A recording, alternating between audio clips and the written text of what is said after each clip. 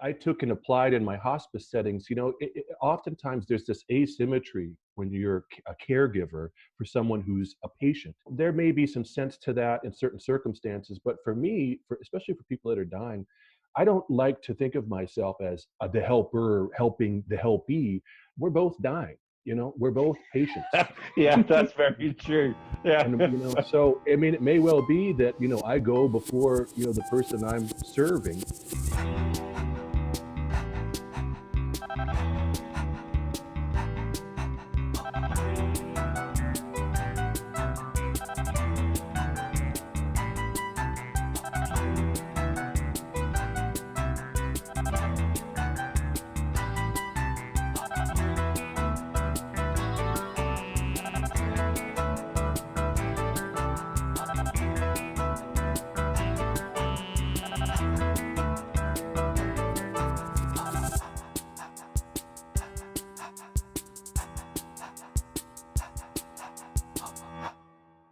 Nate Hinerman teaches in the School of Nursing and Health Professions and in the Department of Theology and Religious Studies at the University of San Francisco.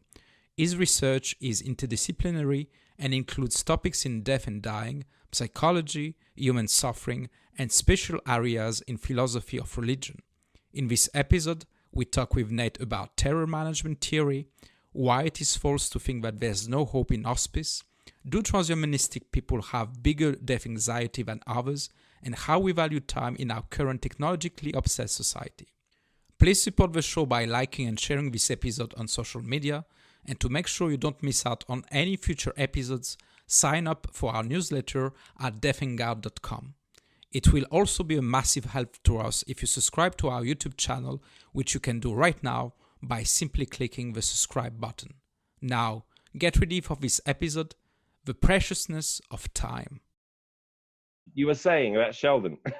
Yeah.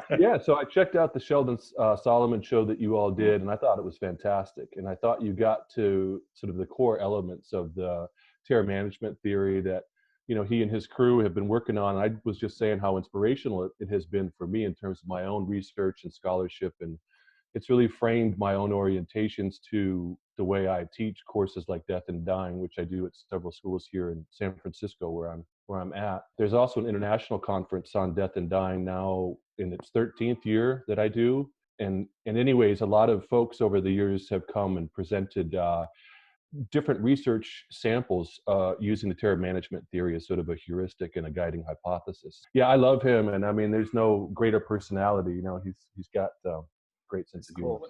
Character. When you contacted us, you wanted basically to talk about that. You wanted to talk about the terror management theory and the way that you apply it to hospice settings. So just very quickly, I mean, my doctorate is in philosophy of religion, but by the time I got to my dissertation stage, I had a professor who was a Jesuit on my committee who hated that I was studying Heidegger and all these existential writers and all this being towards death, and it was all very abstract and theoretical. And he said to me, he said, Nate, he said, the theoretical meaning of any proposition, this, is borne out in its operational consequences.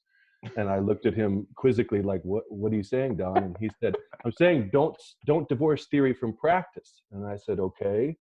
And he said, what I'm saying is, I think if you're going to write about or study, some kind of existential malaise, he says, why don't you go serve someone who's actually dying? So I was in my young 20s at that time. And before I was done with the dissertation, I started volunteering at Hospice. And I got very much into that. And so after I got done with the doctorate, I went back and became a psychotherapist so I could work on the hospice here in San Francisco. And so I continue to do that. And this is a Friday for us. And so this is my day where I see hospice clients the rest of the days I teach. And so Sheldon Solomon's thesis was again, sort of just an incredible resource and a great generating principle in my approach to both the academic and the applied. We had a full episode on terror management theory, but just like for our listeners, can you just remind us a little bit about that? The thesis is really straightforward. What they claim is that if you remind people about their own mortality, there's an increased need in that moment for things derived from their culture that provide meaning and salve and a kind of peace are kind of restorative, meaning-making sort of transactions. So, if you remind a judge, and the opposite is true. People tend to be more intolerant of those perceived who are different or have different values. So if you remind a judge, for example, about his or her mortality right before they're going to sentence, say, a prostitute, which is one of the famous studies that they did, the judge, when they get the death reminder, is that much more punitive. And if they don't get the death reminder, then they're much more lenient. And this is just a very basic example. I mean, there's all sorts of implications for this, behaviorally, obviously, and so on. But what I think when we first talked, I think what I wanted to say, and it wasn't in the interview, or maybe I missed it, but for the terror management theory to really have traction and grip, it works especially effectively when you are dealing with someone, for example, who believes that they have the capital T truth. Thus, anybody else that disagrees is wrong. So inherently, the hypothesis, the hypothetical presumption or starting point for the terror management thesis is, in and of itself, intolerant. It's already biased. It's because when I teach this theory in my classes, these are largely nursing students, and they say, so if you remind people about their own mortality, and there's a good chance that they might be, mean or intolerant towards a perceived other, why are we having a class in death and dying? And why would we ever talk about this? Why would you ever do advanced care planning and all the other stuff that the class seeks out to do? We have to really get down to the fact that this theory is especially applicable to those who are already in and of themselves intolerant. That realization for many students in the class that perhaps they've got blithely assumed, socialized sort of perspectives on the world, whether it's religious or cultural or how to do family or who's right politically and all this stuff, this forces them back on themselves on these assumptions. And so it's a very good kind of philosophical tool to get us going in the class. And there was also the fact, and I remember Sheldon saying that is the way that you remind people about death, like the way that they remind, in their experiments, which is like very subtle priming about their own death, which was kind of unconscious for them. But and the difference is, and he said that if you consciously think about death, something else shifts. Basically, it's way different. You don't go through this unconscious kind of fear and defense mechanism. You're much more keen to go to your values and try to differ in your reaction. I mean, that particular part of their research bank was probably one of the most persuasive things. It's the subliminal priming technique, where they flashed words on a screen, and in between they put death in so fast that it was imperceptible. Well, that was perceived by the subconscious, but not by the conscious mind. And then if they didn't flash death, they flashed the word field, because it has the same sort of number of iterations in English language. And afterwards, they had people assess perceived others who got the death reminders. And just to your point, they were just as intolerant as those that got the more overt death reminders.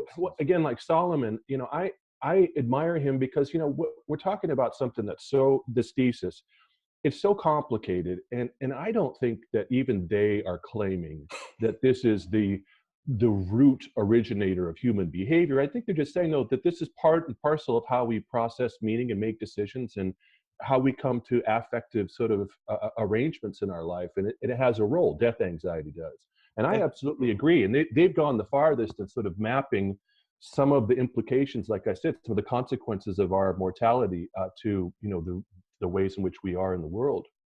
It's an influencing factor, as you said. I don't think they're claiming this is the reason. Yeah, but right. It's just that whole, when we consciously focus on it, and it's almost that coming to that acceptance of it, you look at the world slightly differently. The things that might make you go off the rails or lose your head, it's almost it's that whole, you're raised up and you can look at it with a bit more objectivity.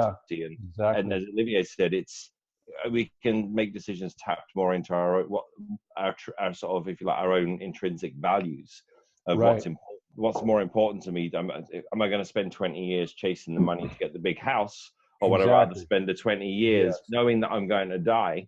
So suddenly the value of time is raised in terms of what you do with it. I mean, I agree. And so that's a great point, Keith. And so part of the the wisdom in that observation, for me at least, I took and applied in my hospice settings. Oftentimes there's this asymmetry when you're a caregiver for someone who's a patient. There may be some sense to that in certain circumstances, but for me, especially for people that are dying, I don't like to think of myself as the helper helping the helpee. We're both dying. We're both patients. Yeah, that's very true. Yeah. And, so, I mean, it may well be that, I go before, the person I'm serving. And so it totally flips the paradigm. And I think Sheldon was articulate in this, if you really, I think that to really get into conversations around death and dying and death anxiety, there is also the chance that we could get into profound solidarity with one another around difference. And we could actually see that different cultural manifestations of how they cope with death anxiety actually could populate and expand our own. And there's no reason, for example, that we would have to march down these 4 phases of intolerance. We might actually, it's possible that we could actually inspire one another and actually, I think, again, recognize the common humanity and the common situation that we're in, that we're just all creatures trying to manage the fact that we're here for a limited amount of time. And there's an endless survey of ways to do that. It's the whole empathy piece. I think when you can tap into like a common goal, a common situation, a common place. Absolutely. It's the whole 2 people looking at a situation together, rather than, as you said, here's me and my role, there's you and your role. And there's no, it can remove the connection between those 2 people by nature of the roles that we take on in that moment. Absolutely. And I don't know how it is, in the continent, but I know at least in our medical history here in the US, there's been a long tradition, if you'd like, of usage of sort of military metaphors in diagnostic settings. That's been really problematic because, if you take slow progressive chronic illnesses, like what most Americans die from, and you make that a battle that we have to fight, well, guess what? We lose, because by definition, we don't have cures for these things. I don't like to think of dying as losing a battle. And so, but also inherent in these military metaphors that just suffuse our medical linguistic canopy is this idea that, what do you do with an order? You follow it, you follow the doctor's orders, just like you follow, the general's orders. Right now, especially with the advent of the internet and the omnipresence of technology and information that most of us have access to, the edifice of that kind of cherished, elevated perch that the doctor has always sort of maintained is now sort of being tamped down, and we get a lot of patients that are coming in that are under the impression that they know, and maybe they do, as much as the person that's actually trying to give care. But I guess I like that. I like that tearing down, especially for end of life or for palliative care, of this sort of asymmetry, because I think, to your good point, Keith, that empathic therapeutic momentum that you get, where it's mutual honesty, and of course the patient is the subject matter expert of his or her own suffering and of his or her own experience. And so the person's identity, that's what's central. That's what's crucial. The disease is important, but it's not central. And if we make the disease central, then we displace the patient. And now all of a sudden, that narrative, which is what we've always used from family systems and visiting people in their homes in order to really treat people in their suffering, has now been displaced to the therapist's couch or the rabbi's office. A lot of medicine has said, we're not going to deal with the psychosocial piece. We're just going to try and extirpate the disease. And that's the disease model that I think we're finally starting to flow away with, because I think it does a lot of damage sometimes, particularly at the end of life. I think it displaces the carer as well. Yes.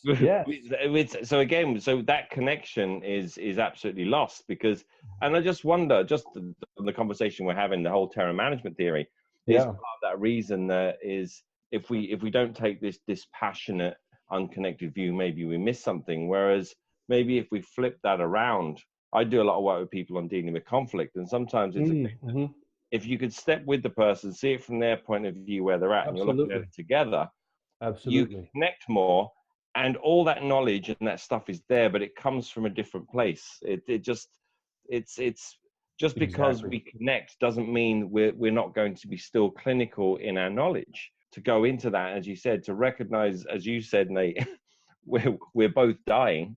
Yeah. Maybe there's a bit of not wanting to acknowledge that as well. Yeah, the caregivers have to manage their own death anxiety just like the patient does. And this is, I think, one of the primary reasons why end-of-life conversations around palliative care, conversations around death anxiety are so ill-traveled in our medical settings, because even the people that are giving care aren't trained to have these conversations. And they're oftentimes, the oncologists, for example, there was a study that came out in JAMA not too long ago that asked oncologists why they avoid the bad news conversations. And it went everything from training, and I don't want to depress the patient, and it's not really my business, it's not really my purview. But the bottom line was, I have fears about this too, and who am I? So rather than seeing, though, that as a weakness, I agree. I like that question, who am I? And so when I'm working with clients, again, I'm not the subject matter expert. I might have the PhD or the licensures, but because Keith, I think you're so right. If you go in with the presumption, when we're working with the patient, especially in these end-of-life contexts, where you're going to tell them what to do, that's a surefire recipe for burnout, compassion fatigue, and it's also, culturally insensitive, amongst other things. I mean, it's arrogant to think. So instead, when I engage patients and their families, my first job, and my primary job, is to, like you said, let them teach me about what it's like to be them. I don't have to have the recipe, thank God, and try and get them to follow it. I don't know what the recipe is. Every situation has rhymes with others, but every situation has its own unique contour. So my job is to listen, and that's a hell of a lot easier than trying to hammer something down to a patient and have them follow it. You'll always be disappointed in the world of psychotherapy if you think you're going to go in and tell your patients what to do and have them, no. I have twin 5-year-olds, and they especially don't like it. So 5-year-olds it doesn't work with 5-year-olds. It doesn't work with 25-year-olds. None of us really respond to that being told what to do. There's some kind of thing I think most people that from everyone I speak to is, the hairs go up at the back of this. There's some kind of resistance already happens in that moment, as opposed to, as you said, looking at it together, understanding the other person's frame of reference. Absolutely. And bringing in your knowledge as suggestions and ideas, which is much easier to do when you can understand the other person's frame of reference, because they're already more open to hearing stuff, because that feeling of working with them. There's a terrible misconception that we have in the U.S. around the concept of hospice, and that hospice is, quote, where you go when there's no hope. That misconception is largely born from the medical model that's sort of permeated, for the U.S. medical system since the 60s. And a corollary of that is if there isn't a curative intervention, then there's no hope for this patient to have quality of life? No, of course there's always hope to have quality. How much, that's the whole focus. How can we amplify and sort of, shore up as much quality as we possibly can? And it's not ironic that, a lot of these really aggressive curative interventions, at a certain point, they breed a terrible quality of life and oftentimes bad endings. You die faster sometimes from the aggressive curative treatments than you would have had you shifted gears and gone into hospice, for example, and just worked on quality of life. Oftentimes people perk up.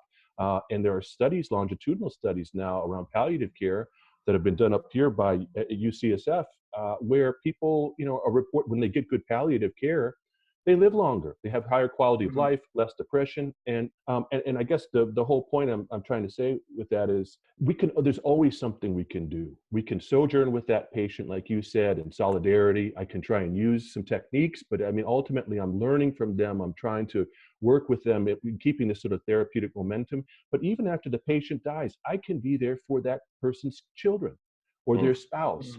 And so, the idea that there's nothing we can do, that should never be uttered in medicine. That's what's funny about that, as you said, the idea that the hospice is sort of like synonymous with no hope. And it's like, if you follow that line thinking, well, what's the no hope of? There's no hope of keeping them alive. In that case, there's no hope for any of us. Because we all die. So Exactly. But this is exactly what you said, actually. You said I think at the beginning, you said it's a battle, it's a fight. We have this in our culture. You need to fight, you need to battle, you need to be strong. Okay. We have this kind of mentality, and here, even in Europe, we have this kind of culture of always try to win.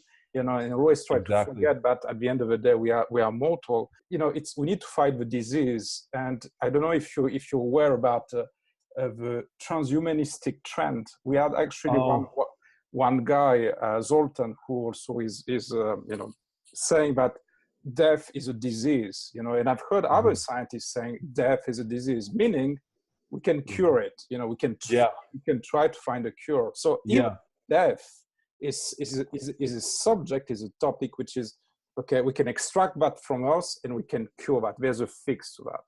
What do you think about this kind of attitude? Here's my quick take on it. And this goes back to terror management theory in some respects. Even if we had a really robust, codified, well-researched sort of series of interventions that we could do that could cure most chronic illnesses, you know, stem cells, and we bring in all kinds of stuff. You could never rule out accidental death. Exactly. You know, when you summit Everest, there's always the chance you could fall off. So let's say we got life expectancy boosted up to 500 years. You'd think, wow, incredible, we could live to be 500. Well, what if someone died at the ripe young age of 100 when they had 400 years expectation left to live? You'd say that's an enormous tragedy. It would be akin to, you know, a 15-year-old dying when life expectancy is 77. So my point is, you'd still have death anxiety. In fact, it could even be bigger.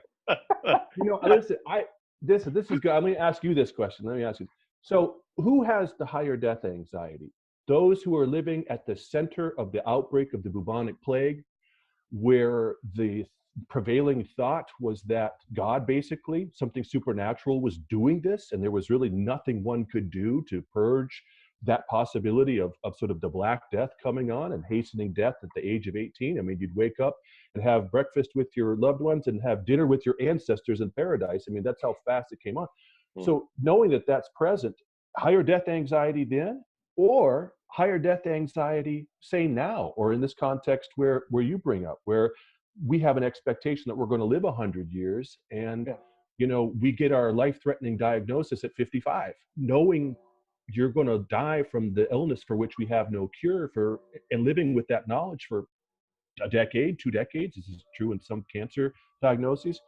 Do they have higher death anxiety than those? I mean, it's anachronistic to ask the question, but what do you think? It's a relative thing. That's I think the thing is, I said, the expectation that's there, and it comes back to, and it's almost an unconscious expectation. It's just there. There's the retiring at 65 or whatever it is. And then there's the time after it. So it affects so much how we live and plan our lives. Just that whole thing, everything's built into the idea that we have that long, which that in itself is a kind of denial. And as you said, we never know. It's it's the adage of you could walk out tomorrow and get hit by a bus. So when is that time? We don't know. So it's always there. The odd thing is, it's like, if it's sudden, you don't know anything about it. But as you said, if you're 55, you find out. I suppose there is a feeling of feeling cheated because there's all those years. Maybe you feel you're not going to get that we're owed. I don't know. It's a hypothetical, but maybe it is higher now because we have an expectation. Death was much more present in ancient times. We were used to see dead people. Normalized, validated. No, it's there. You know, we could touch it. Well, not touch it. It was present. We were the caregivers. Caregivers as well. And there's something about this industrialized life where suddenly we cut ourselves from something which is very natural. You know, what we do with Keith is try to restore, like many others. We are fighting something which is way stronger than us. You know, believe us, a kid playing video games and dying in video games and people watching him, he will get 10 million views. We are a small thing talking about death. People, they're just what are you? We don't talk about death. You know, we don't talk about death, but death is ever present, every all around us. So what does it make us? You know, it's there, unconscious, and we don't talk about it. So it's like death is like the ultimate enemy. It's like as opposed to, I mean, it's someone else on, I can't remember who it was now, but it was talking about the whole thing that it's not that you don't have life and death, but there's one big thing we have, and death is part of it. It's you can't have it without that piece. Exactly. Yeah, and exactly. It's the whole Harry Potter thing. It's the Voldemort. It's like the thing you don't speak about. It doesn't mean it's not there. Everyone's terrified. There's all the thing. It's there. It's just the reaction of people when you bring it up. It's that's morbid. Straight away, it's we don't. It's like, don't remind me of something that is going to happen. To actually say that aloud, it is quite insane, really. Yeah, I know. So for all of the obvious and good reasons that you're pointing out, why people avoid conversations about death. I mean, I have a theory too, that with technology, which is almost always sold as a labor-saving device, they're sort of the summum bonum, or the greatest good, at least in I think in our contemporary culture, is this use of technology and trying to manage resources. And it's sort of like a systems thinking. But to what end are we managing the resources? To what end are we building better and better apps for the iPhone? To what end are we using social media to do something that's worthwhile? The worthwhile part oftentimes gets put to the side, because that question, what's worth living for, isn't an efficient question to ask. It gets us into very personal spaces. It's almost like the sex conversation back in the 1960s. You couldn't even say the word without getting, askew looks. And so death, I think, has replaced that, and in part because to many, there's this sense that, well, of course we're going to die, but why talk about it? That's only going to make it worse. And we can't solve it. So why bother to get at it, I don't know if you all agree with any of that, but it's sort of, there's a kind of malaise, a technological malaise happening where, we're so connected and everything has been reduced to information. So getting context to discern what's really important, like a conversation like this versus something that's trivial, less important, it's hard on the internet to be able to sort of ferret out, something significant versus something that just might be arbitrarily meaningful in a moment. It's hard to be bored these days, is kind of another way of saying. Well, that's it. But it's that, how do we value time? And when you bring death into it, the time becomes more. So it's like, am I going to spend an hour playing Angry Birds, or am I going to spend an hour doing something where I walking with my daughter, and actually having a conversation where there's no media in front of us, I'm not saying don't have that hour of doing something meaningless, because sometimes we need that. We need to just switch off or whatever. But how much are we doing? And in the context of our life, if we did it as a pie chart, how much is going on valuable stuff and how much is going on trivia? If we were given that at the end and says, okay, there you go, now rate how you spent your time, how would you feel about that? And it's that consciously thinking, okay, it's how am I playing what I've got? So like, think about some major holiday, and when you were growing up, when phones were still attached to walls, and imagine in the middle of the dinner, the Christmas dinner, or here, let's say Thanksgiving, it's a big holiday where there's family around the table.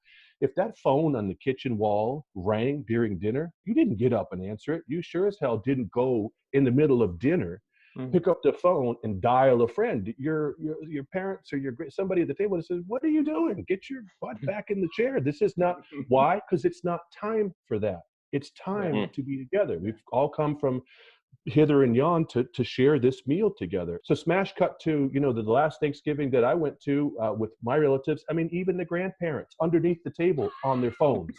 Everybody's, watching the football match, or they're texting people or taking pictures of the thing. So the idea of imminent replaceability of time, the idea that some times are just qualitatively different than another, is almost out the window. I mean, if you go to Google at 2 a.m, they're not going to say, "Hey, put this phone down. Yeah, we're closed. You should be sleeping." No, they're gonna. It's just as efficient to get your research done as it would be at 2 p.m. So, I mean, this eminent replaceability of time, and this notion that we can sort of be seduced by every time can be transacted like any other moment of time, sort of reduces what you're saying, is that there's a preciousness to time, which death helps us see. Yes. And if we don't have conversations about death and dying, then we're sort of at sea in this sort of endless replaceability that any moment could be just as significant as another. And it's all sort of this subjective thing. And I think there's something at stake there culturally to gravitate that far away from the qualitative difference of some time. I think there's I think we're starting to see a bit of a good kind of backlash against that. Like in Ireland at the moment, there's a few things that have come up where they've actually trialed it in a few schools, and there's now talk about bringing it into legislation. There's a big conversation about banning mobile phones in schools. So in the morning, they hand their phone in and they get it back at the end of the day. And I love it. Some of the trials they've done, even the kids at first, they were against it, but they're saying, you know, actually we thought it was going to be really bad, but it's actually quite good. And they're pointing out some things. So I think there's some good shifts I'm seeing happening out there as a result, which is good. Over here, I live just above Silicon Valley, you know, which is the tech hub here in the States. And so many, I mean, we get report after report of all of these tech moguls, you know, these captains of tech industry who are sending their kids to schools that pedagogically not only disallow phones, but disallow movie watching or TV at home. Because the idea is that, you know, there's an effect that some of these technologies are having, and we're not sure that it's an efficacious one. Was it like the same thing that they found out for video games, no? Was it like something like that? They had studies that if there's some addiction now, they put the video games at sort of an addictive state now for some people. So but the games are designed now is that their constant sort of dopamine hit. So it's quicker results. So it's built in already. And again, I'm very much I'm always wary of a baby with bathwater thing, because video games, there are certain skills I think that they're showing. On other studies, they're showing really good skills can be developed from playing video. So it comes back to the death conversation. It's like, as individuals, and then as groups, and then wider society, what do we value overall? And I think, and the thing that Olivier and I are doing, and the work you're doing, it's how do we get that back into consciousness where we can actually look at what's of real value. Exactly. Where are we just literally killing time? It's become so much easier to do that now. The irony is that we don't want to talk about death, but we're killing time more and more on meaningless stuff. I mean, one of the challenges for me in teaching a death and dying course at 3 different universities, this is my 16th year doing it, you know, is this spate of school shootings that we see. And I mean, they're so tragic, and there's so many different layers to what gives rise. But if we go back to terror management theory, one aspect of their hypothesis is that people who oftentimes commit these mass massacres are suffering a kind of social death, which, according to Sheldon Solomon, can be, in some cases, more acute, more rife with suffering than the literal death. And so, as a way of sort of managing their death anxiety, there are these mass shootings, and then, you know, then the suicidal act at the end. I mean, you all have studied terror management theory and death anxiety. I mean, how do you, you know, because in the American sort of discussion or forum around these things, people will cite all sorts of things, you know, the role of video games, the role of copycat, the role of, you know, guns being sort of everywhere and very easily available, the role of all these soft targets, the role of mental health and the lack of good mental health support and intervention earlier on upstream. There's all that stuff. But if we just got to the core of death anxiety itself, that people are managing with their behavior and what they associate with this anxiety that they have that they're going to die, and they want to have something meaningful and something significant with their life. This is the thesis of Sheldon Solomon. I wonder how you would correlate the death anxiety piece with the mass shootings. That's a tough one. Yeah, there's no straight path. I just was curious, you know, because I have to deal with it, unfortunately, every semester, multiple times during the term. And it's a very complicated conversation to have. And we spend so much time on the death anxiety principle that, you know, I'm still trying to figure out how that weaves in. You know, for me, is it like the death anxiety? There's also this notion of self-esteem, you know, to have a self-esteem. That's the centerpiece of this terror management theory. So yes, you're right. Is it about rejection? Because these people is this socially excluded from the groups, basically. Yes, you're right. Sometimes you have the outcasts, not all the times, by the way, not all the times, but there's always a rejection piece. Right. So yes, you're right. Like, you got it. Is it getting my self-esteem back by kind of being? Exactly. I think you're right. You nailed it. I'm not sure, but yeah, tell me. Yeah. I think you're exactly right, because you know, as Sheldon argues, you know, culture only works if you can maintain some modicum of self-esteem and you feel a valued member of that society. If you don't have either one of those constructs, then all the cultural meaning-making and symbolic things that you can use to either diffuse or mitigate your death anxiety, those symbols and meaning-making things don't work. So you get thrust back on yourself, and then with that lack of and diminished self-esteem, now the death anxiety runs rampant. I mean, this is like as high as it can get because there's nothing to help bolster or mitigate. No, I was going to say that feeds into that intolerance thing. So the intolerance goes up, so the fear goes up. All of that together. Yeah. And I think it's like, I think some of the conversations we've had on this along the way, it is that whole thing is, well, it's even like, well, what is death? And it's the fear is it's a loss of self. So throughout our lives, we can have moments where we can feel that loss of, which the loss of a loved one who's been a massive part of your life suddenly is like there's a death happening within you, that something has ended and it will never be the same again. So it's lots of different deaths along the way, and different people deal with it in different ways. So again, it's that fear, that intolerance, it's their reminders of our own death. So I think in the shootings, I think all the other things you mentioned, there's so many factors in there, but as you said, Olivier, it's that loss of self-esteem, but I think it's almost like a loss of identity. It's a bit of who am I?